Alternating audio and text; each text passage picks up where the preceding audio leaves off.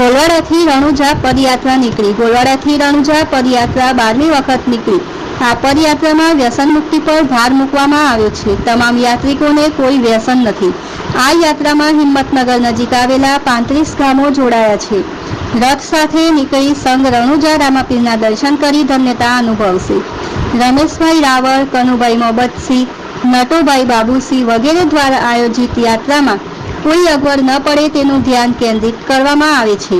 ચાલતા ચાલતા રામાપીરના ભજન ગવાય છે। 12 બીજના ધણીને યાદ કરવામાં આવે છે। રમેશ નાયક।